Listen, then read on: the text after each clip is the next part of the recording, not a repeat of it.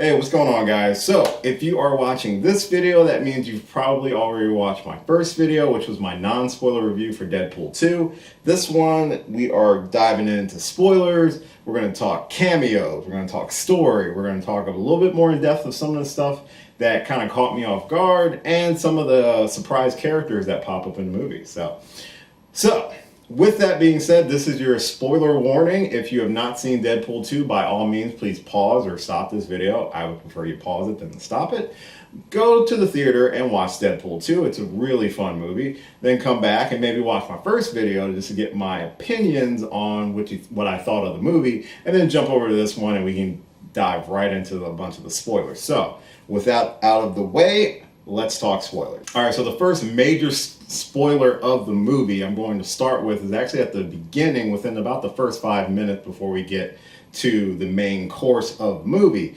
When I mentioned in my non-spoiler, I said there was an event that happens at the beginning of the film that kind of has Deadpool questioning his life, his purpose, what he wants to do with it. Unfortunately, the event that is in question is the death of his fiancée, Vanessa.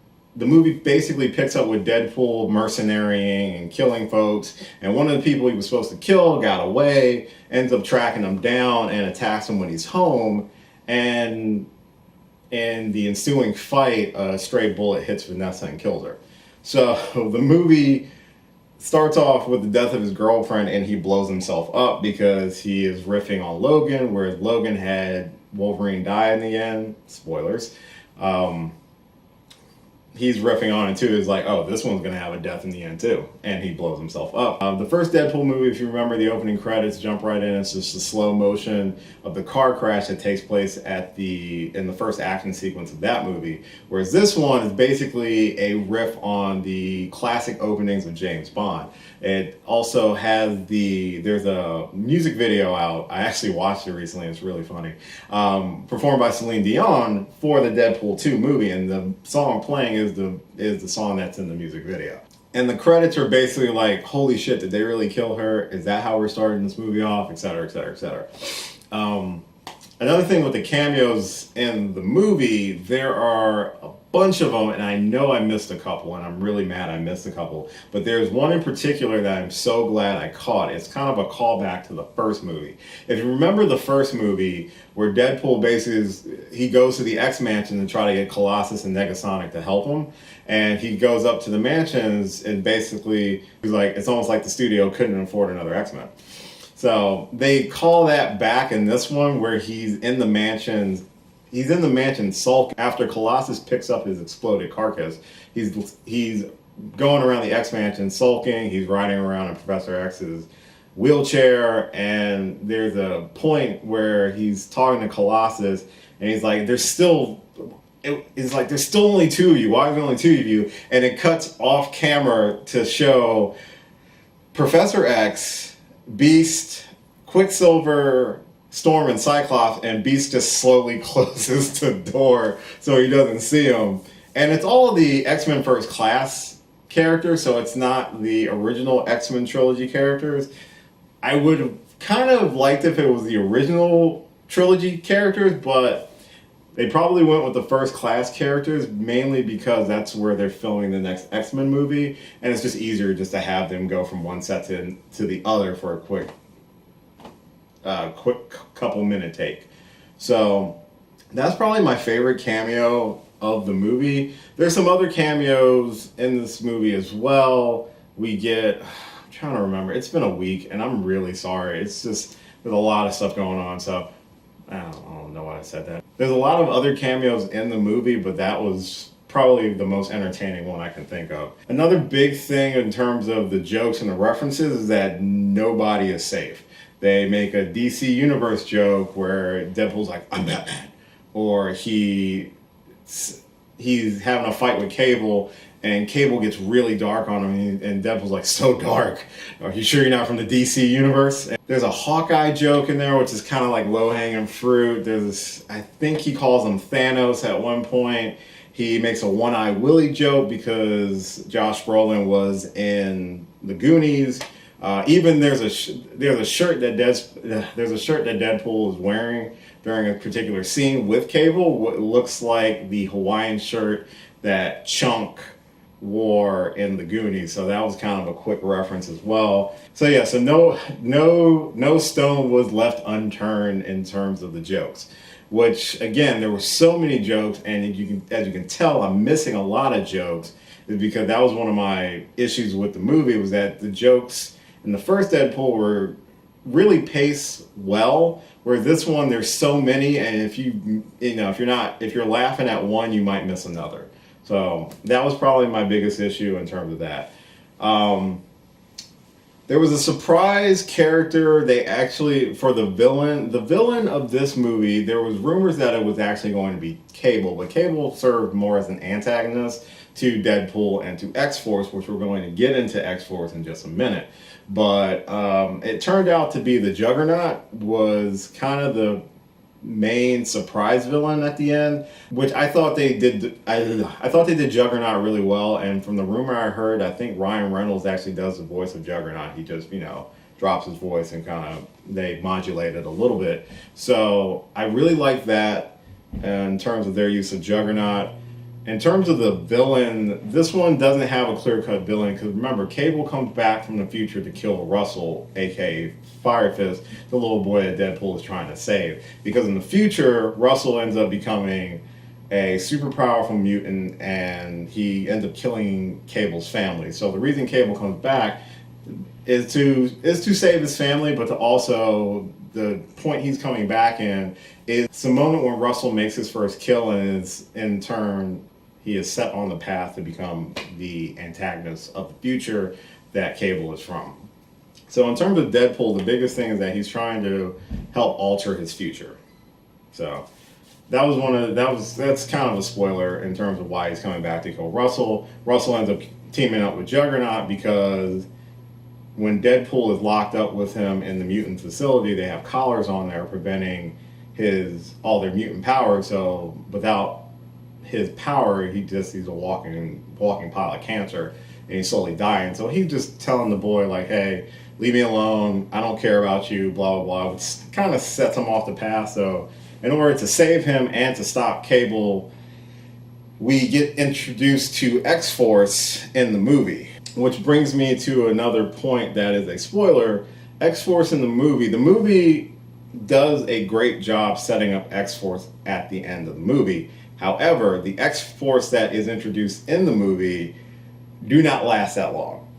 So when we are introduced to X-Force, we are introduced to Bedlam, the Vanisher, Zeitgeist, Domino, and oh my god, I'm forgetting the Asian guy with the swords.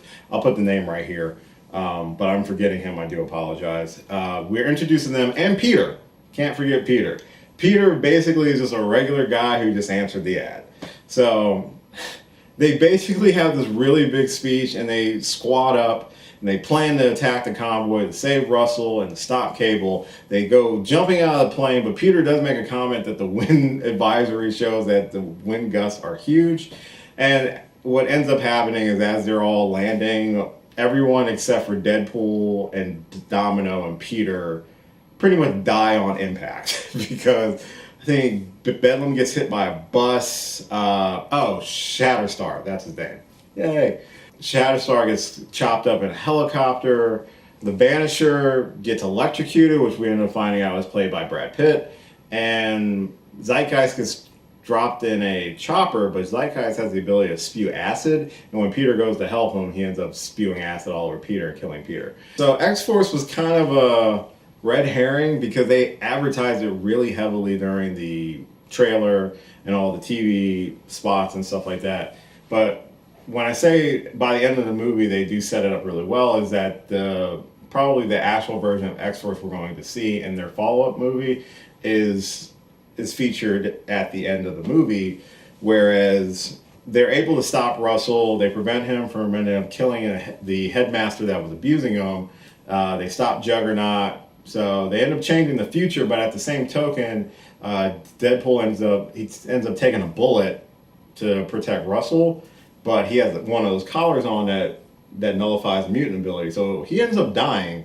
And the whole movie, we see flashbacks to Vanessa in the afterlife every time Deadpool tries to kill himself, but because of his healing factor, he basically comes back to life. So eventually, it's just a slow process of him trying to get to Vanessa again in the afterlife, which is really sweet. So she's not totally wasted by just killing her off in the beginning. She becomes a running plot point through the entire movie. When we get to the end, though, because they prevented Russell from doing the thing that was going to set him down the path to cause the future that Cable was from, Cable's family, he has like a little stuffed bear, and the bear becomes normal, which is indication to him that the future has been changed, his family's alive. But he has a time traveling device, and he only has enough for one charge. That was the way he was going to get home. But unfortunately, well, not unfortunately, but fortunately, because Deadpool was able to save Russell and to show him that he was able to change the future, he decides to use the jump to go back in time and to slip something into Deadpool's suit that will protect him from the bullet, which was the token he ended up getting from Vanessa from the first film as an anniversary gift. So he was able to save Deadpool's life, but now he's stuck in the future, and he's just going to stick around just to make sure nothing else gets mucked up. So by the end of the movie, that's going to be your X-Force. You're going to have Deadpool leading them with Cable. Domino is still alive. She makes it through the entire movie. Colossus decides to hang out with him a little bit more after they decide to help him out towards the end of the movie. Which again, not the X-Force you were thinking of when you saw all the trailers, but the X-Force that we probably deserve. And before I wrap this video up, I do want to talk about the post-credit scene, which is probably the most entertaining post-credit scene I've seen. Probably the most entertaining post-credit scene I've seen in a long time. Try saying that 3 times fast. So, in the post-credit scene, there's actually kind of 2 within the middle of the credits. So there's one where Negasonic is repairing the time travel device from Cable at the request of Deadpool, and she's like, you know he's going to kill you when he finds out that you're using this. And that's the only reason she did it, because she really wants him dead. But besides that point, the rest of the post-credit scene actually sees Deadpool going back in time using the time travel device and repairing some of the damage from the movie. What ends up happening is that he goes back and saves Vanessa, so the death that she had at the beginning of the film is basically negated by the end. He also saves Peter, because Peter was the only one on the original X-Force team he really cared about. Even though he likes Domino, he only really cared about Peter. So he saved Peter and told Peter, go home, do not stick around, live your life, that sort of thing. So we might see Peter again in the future, I'm hoping. Fingers crossed for Peter. A couple other things. The best one to me was when he travels back far enough to X-Men Origins Wolverine, and they actually splice together the scene where Notpool walks up with the sewed mouth and the katana blades and Wolverine, and you just see him standing there, and then a gunshot from off screen, and you see Deadpool walk out of the silhouette like, hey, it's just me, don't worry. Just gotta, putting things right, and he just kind of unloads a couple shots into the corpse and just walks off camera, just like that. And the other one was he goes all the way back to a young Ryan Reynolds who just read the script for Green Lantern, and when you see the script, he's holding it, and you just see blood splatter because Deadpool shoots Ryan Reynolds in the head to prevent him from making Green Lantern. And looks at the camera and is like, you're welcome, Canada. And then that's it. So those are a couple of the Easter eggs, the cameos, a little bit more about the plot details. Again, I think Deadpool 2 is a really funny movie. I think the first one's a little stronger, but honestly, I love them both. I think they're both really fun movies. I'd watch them both anytime, back to back, and basically have uncontrollable laughter every time. So, that's it for spoilers, guys. There's really not much else to talk about. If you haven't seen the movie, why did you watch this video? But I appreciate you watching this video. I appreciate you watching all of my videos. That's it. I mean, there's not much else. So, as usual, I'll catch you later,